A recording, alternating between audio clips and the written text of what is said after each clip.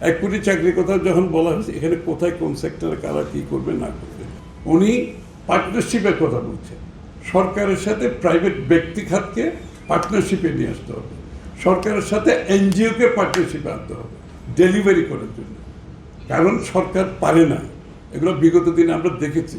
যেহেতু আমরা সরকার চালিয়েছি, কোথায় কোথায় আমরা ভুল করেছি, কেন পারি, আমরা অ্যানালাইজ করেছি এগুলো।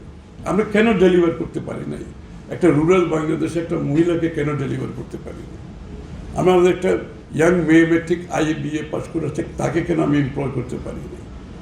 সব চিন্তা করে আমরা এইটা ডেলিভার করার জন্য তারেক সাহেব যেটা চিন্তা করেছেন সেটা হচ্ছে পার্টনারশিপ উইথ ব্যক্তিখাত, ব্যক্তিখাতের সাথে পার্টনারশিপ উইথ NGOs যারা ডেলিভার করবে।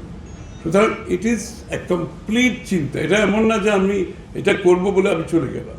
এক কোটি চাকরির কথা যখন বলা হয়েছে, এখানে কোথায় কোন সেক্টরে কারা কী করবে না করবে, দেশে কত চাকরি করবে, বিদেশে কত হবে, কর্মসংস্থান আত্মকর্মসংস্থান কত হবে, সব কিছু করে আমরা তারেক রহমান সাহেবের ভীষণ কাজ করে আমরা একটা জায়গায় এসেছি আজকে।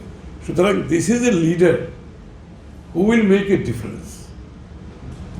It is not business as usual anymore in Bangladesh. Bangladesh is going to be a trading post. It is going to be a trading post open 24/7 for the whole world and for all Bangladeshis. 24/7 open.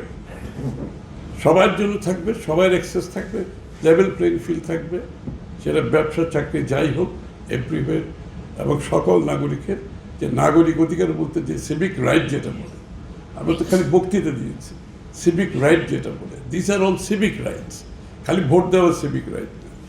এগুলো সব চিন্তার মধ্যে উনি এনেছেন। তো এইরকম নেতা কালকে আগমন হচ্ছে। কালকে থেকে নতুন বাংলাদেশের আমরা মনে করি বিল্ডিং ব্লক যেটা বলা হয়, the first building block will be his arrival. এরপর একটার পর একটা বিল্ডিং ব্লক উনি করতে থাকবেন, and will build a nation. This is nation building, a new Bangladesh, আপনাদের যেটা প্রত্যাশা।